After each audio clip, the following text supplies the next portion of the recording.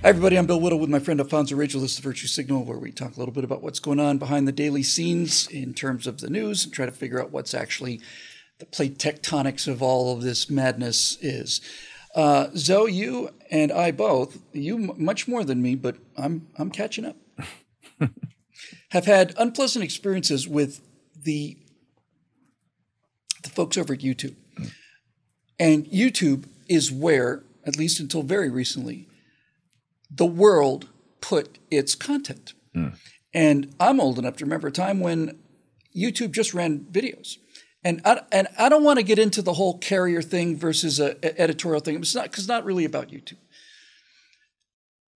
But it is about censorship. And so I'd like to get your thoughts on censorship in general, but maybe just to kick things off.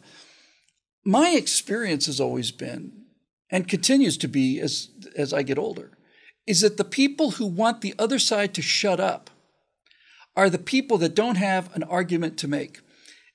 In other words, if you've got a good idea, a good philosophy, good morality, all the things we talk about on this show, those are defensible things.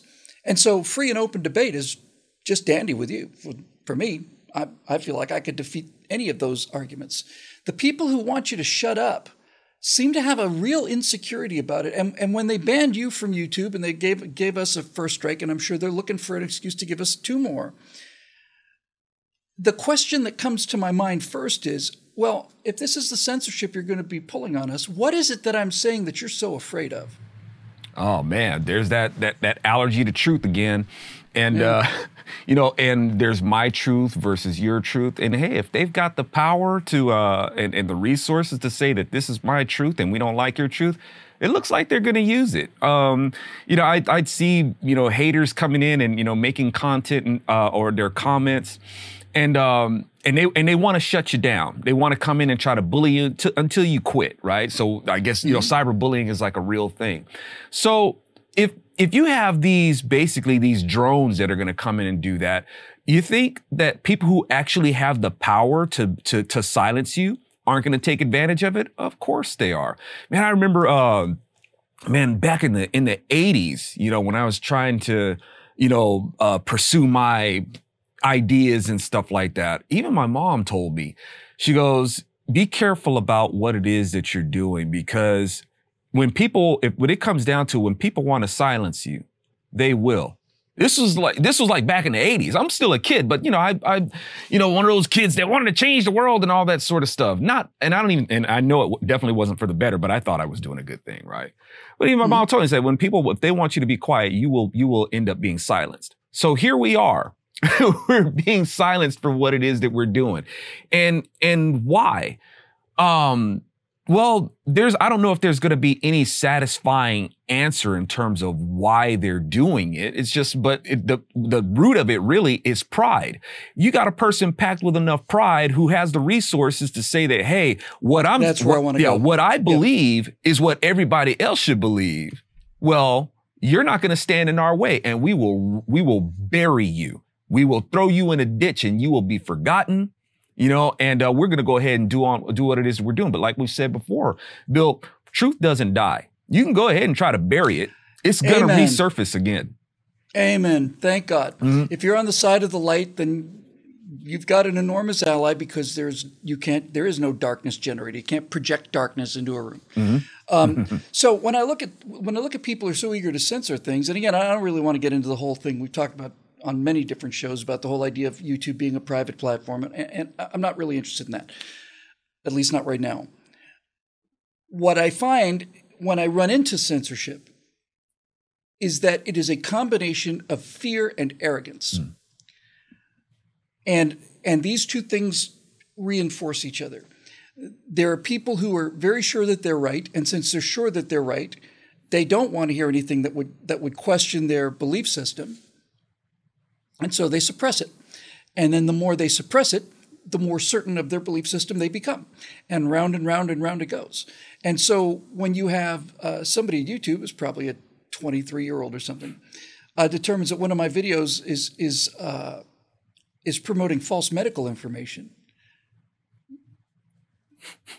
there was no discussion about whether the information was false or not, because it wasn't, because I I've never produced, ever, have I ever sent anything out the door that I knew to be false, ever. I've been wrong occasionally, but not very often, because I take this very seriously. So there's this fear, and then there's just also this arrogance. That's the see, and this is the part that's so destructive, because if we were an adult society like we used to be, we would be having adult conversations about things like election integrity and a proper response to a pandemic. But since half of the argument is just being shut off, not only does that tell you a lot about the people doing the shutting, it also cripples the society. You no longer have the interchange of ideas and counter arguments. You can no longer get to the best solution. The marketplace of ideas has been closed down. And this is the major danger of censorship, I think, is that the people who are determined to shut you up are both stupid and afraid and sure of it, sure of themselves. And that is a dangerous combination, Indeed it is, man. And it's their worldview is indeed foolish, man. It's blinded by pride, arrogance, and all that sort of stuff. But dang it, they're taking over, aren't they? That's the thing. That really... Well, and this is a kind of another issue, but see, this is the thing. This is related to censorship. All my life, I'd been told that censorship was going to come from the government, and that this is authoritarianism and totalitarianism, and this is what we have guns to fight. Is the government comes in and smashes your printing press, says you can't print that. Or the government comes in and hauls you off to jail. Now, there have been one or two instances of this. The guy who made the movie that caused the Benghazi thing, remember 6 months ago, this minor movie about Muhammad that Hillary Clinton said was responsible for the Benghazi catastrophe? That guy was a political prisoner, was sent to jail. But generally speaking, we always expected that censorship would come in the form of government authority. But that's not how it's here. That's not what's happening now. No one has a gun to your head telling you, shut up, get in the car, come with me. And the last century is an endless string of that. The last century with the communists and the Nazis and all the rest of it is literally nothing but people saying, shut up, get in the car, and your speech will be silenced because we're going to take you out to a remote location, shoot you in the back of the head. That's not happening here. The censorship here is on a large level self-inflicted. Yeah. It's an unwillingness on the part of most people to be group tackled by the cancel culture mob, who essentially has no physical power over you, but could certainly make your life miserable. They can probably get you fired. They can do any number of things. But it is, in fact, self-inflicted to the degree that, look, if you genuinely, many people say, I don't give a damn about what people say. A lot of people say that. Very few people really actually live it. But if you were a person who was in that position, we say, I just don't care what people think about me. I know what I think, and there you go. Then they have no power over you at all. None. They can take your videos down, but they can be hosted elsewhere and so on. So there's this constant sort of evolving kind of battle between people who are trying to speak the truth versus these forces of repression. And one of the things that keeps me hopeful is that when you try to snuff out information, it's like trying to hammer mercury into the wall, or into the floor. The harder you hit it, the more it scatters, but the amount of mercury is still there. Man, the confusion that there's, I mean, really turning America into a circular firing squad, right? Like, say, for instance, we think of like the government, and we know throughout history, that's what it's been. It's been the government that does these things. And, we're advocates for, a capitalistic system, free market system and whatnot. But here in America, the problem that we have is not so much just the state, it's cronyism. And so now we've got these businesses that are in bed with the government, and they've been maneuvered and manipulated into these things as well. With their own pride, they gave themselves over to this stuff. And it gives capitalism itself a bad name. With the biggest, the ones who take the most advantage of it being the worst offenders of it right now, like, say, for instance, with YouTube, Google, Facebook, and whatnot, using their free enterprise to do what they're doing. Can I just elaborate on that just for one second? Just for 1 second. Because you mentioned it gives capitalism a bad name. If capitalism was at work, the NFL wouldn't have a thing to say about politics. Because if they did, they would lose some viewers. And if they came out as a right-wing organization, they'd lose a lot fewer viewers than they would as a left-wing organization, because football's American and people who hate football are communists. But any company that took a political stand is no longer adhering to the principles of capitalism. They are cutting their sales. Sure. And they're doing it for other reasons, but they're certainly not doing it for free market reasons. Well, I mean, I think that would probably fall more into like consumerism than it would capitalism. I mean, any nation can have, enterprises that make money. You can make money in socialism and stuff like that. Capitalism is basically when there's this line of, hey, this is actually my stuff, and the government doesn't have any claim on it, the fruits of it and whatnot. But when we get into the consumerism, if these people actually respected free consumerism, yeah, we wouldn't have this kind of nonsense that they're doing, and they would respect the people who are giving them patronage. But what I'm saying, though, Bill, is that because of these free enterprises that are able to do these things, it does leave a stigma on this stuff. And you're right, it's not going to be an issue of, at least not yet, but I guess at some point it may be down the line, because history has shown it, where you have people holding a gun up to people's head. It's going to be a point of you're not going to be able to do your work. You're not going to be able to buy. You're not going to be able to sell. We've seen this in history where, when you have people who are being starved, they're being starved to death because they're not able to go and get their rations and stuff like that. They're being deprived of that. The state is deprived them of that. Well, now we're going to have both the state and industry doing these to people in bed together, in their crony, bed together. And that's just what they're out to do to us. And we're going to have to comply if we want to eat, if we want to have a home, if we want to have a job. That's what we're being herded into right now. Well, you said just a minute ago that, this kind of censorship means you're not able to do your job, you're not able to sell things, you're not able to eat, you're not able to think. Because thinking is the entire idea of thinking is, got this preposition. Did I say preposition? I meant to say proposition. I've got another proposition here. How do these things, they're antithetical? Which one's true? That's essentially what thinking is. And if you take half of the speech away, then you've taken away the ability to think. And the people you've taken it away from, paradoxically, or not paradoxically, I'm sure this is the intent. If you silence half the population, the population, the half of the population that's been silenced can still think, but the population that you've presumably protected from these bad ideas can no longer think. The people who've been censored know that there's what I believe in and know what they believe in because they've just basically pulled me off of YouTube. But if you're on that other camp, you don't get a chance to think about anything because you never hear anything else. And this is what we run into all the time with the progressives that you and I run into, is just constantly. They've never heard anything else. And when you ask them a fundamental question, they just go into vapor lock. And humans, especially free humans, shouldn't be able to go into vapor lock. They should be able to, well, that's an interesting question. Let's reason a little. And this is the great crime here. If we had a free, open society, there are so many things that have happened in the last 2 years that would have been avoided if people had been able to argue them. And so when I hear people saying, no, you're going to have to shut up, my reaction, as I said a minute ago, is anytime somebody's telling you to shut up, that person knows they're in the wrong. Yes. Yeah. And, I guess I can appreciate, what these platforms, used to be free speech platforms, but now they're censorship platforms. Yeah, your intentions are great. You want to protect people from misinformation and all that sort of stuff.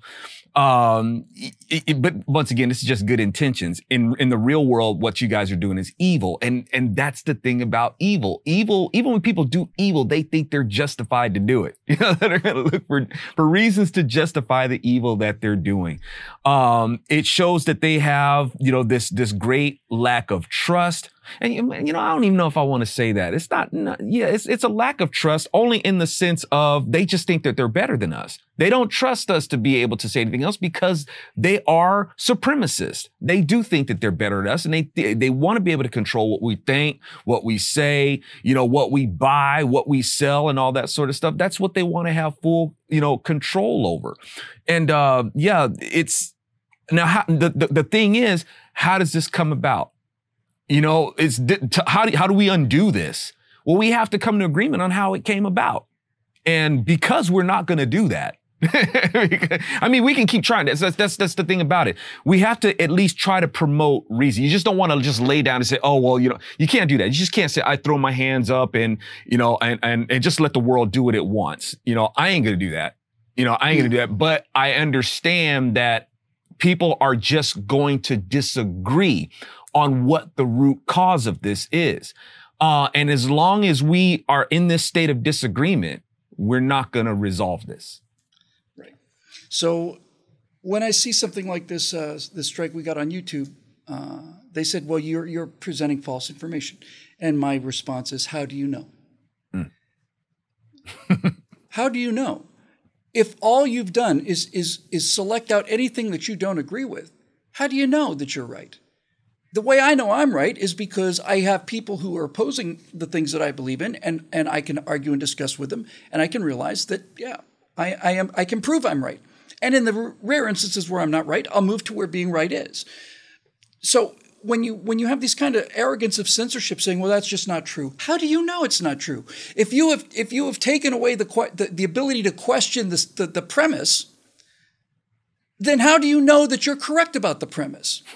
And the most important lesson in all this was one I got from my dad when I was very young, and it may have been the first political thought I ever had. I couldn't have been much older than 6 or maybe a little bit older than that, but I was certainly a boy. My dad joined the U.S. Army in 43. I think he got out as an officer in 44. And on the back of his, class photo, he and the rest of the guys said, "Yeah, we expect to go over to Germany and get killed, dying, fighting for our country. That's what our future consists of. We've probably got another 6 months." So, all of that generation, my father included, were not fans of Nazis.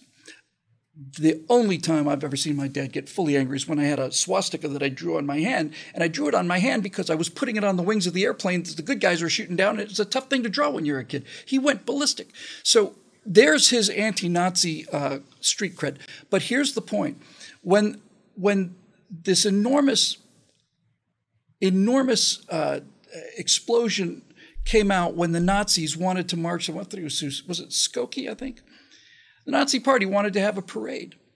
And my dad said, well, you got to let them have the parade. And I remember thinking, what? Dad, these people are evil. And he said, yes, but who decides? And there you go. Who decides? You can say that these people are evil, and they are. And you can say, no marching for you. Okay. And then you move a little closer to the middle, and a little closer to the middle, and a little closer. At what point is this okay? There is no point. This is the entire idea of free speech. Free speech has to allow all speech. Because if you don't, then somebody is deciding to eliminate part of the argument before anybody gets their hands on it. And the answer to Nazis and racists and Klan and all the rest of it is to let them say what they want to say, and then effortlessly and cleanly show the world why they're a bunch of horrible idiots. Exactly. Yeah, we do get a counter say. At the end of the day, we do get a counter say.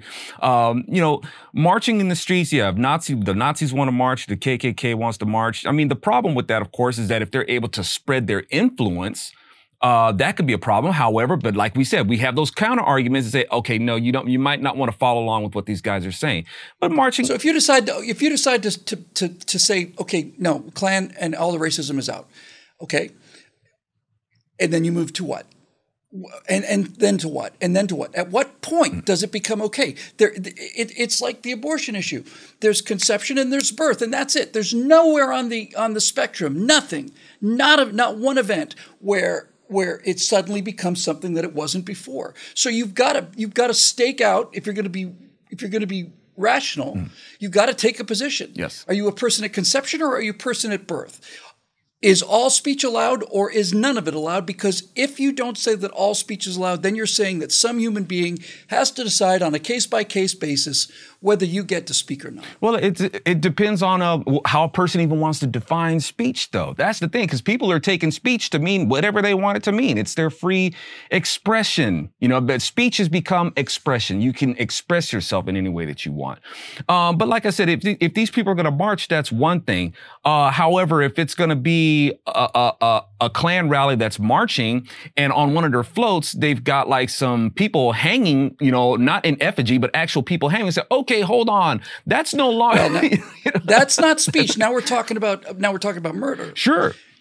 And so to wrap this up, you're right. A lot of people this is Antifa's argument. We went and beat those Christians up in the park. This is the Right Angle show we did with you a couple weeks ago. We went out and beat up those Christians in the park, and you can't arrest us because this is our speech. It's a speech. This is how we feel. You can't restrict our ability to express ourselves. And now we come back to the golden rule, which is do unto others, which really is essentially swing your fist any way you want to, so long as you don't hit anybody's nose. Now, for me, this makes life very simple. Somebody said to me, does somebody have a right to burn a flag? I would say to them, which specific flag? If somebody goes out and buys a flag, do they have an American flag? Do they have a right to burn it? Yes, they do. Absolutely, they do. Do they have the right to pull down a flag off of the Marine statue in Washington? No, they do not. They don't own that flag. And they don't have the right to do anything that impinges on anybody else's freedom. And just this conversation that we're having right now, just this, is, if not already off limits on YouTube, soon will be. And all it does is make people stupider. And I often think that is entirely the plan. Yeah. Indeed, man. And it's like they miss out on a part, they're looking at their free speech right, but you guys are going to go beat up people. You're going to harass people, calling that free speech as if you guys are just these wonderful advocates of the First Amendment. But it's like you guys missed that part where it says, peaceably assemble, that peaceably assemble part. But as far as they're concerned, they're saying no justice. No peace. Antifa are just masked thugs who are looking for a fig leaf to beat people. That's right. Period. That's it. And when somebody comes and when somebody responds to their force with counterforce, they run away fast. And that doesn't surprise me. That'll do it for this edition of The Virtue Signal, made possible by our members at BillWhittle.com. It's a growing family. We'd love to have you be a part of it. Remember, this content is free. Everything on the internet is free. It's just a mouse click there. But it does cost money to produce and to keep the lights on. And a small number of people are keeping this message going out for a much larger number of people who are continuing to get it. So if you want to help us out, you can be a member at BillWhittle.com, or you can make a one-time donation if you like. It keeps Zoe and I in our cornflakes and powdered milk anyway. And it's not a bad way to make a living. For my friend Alfonso Rachel, I'm Bill Whittle. We'll see you next time here on The Virtue Signal.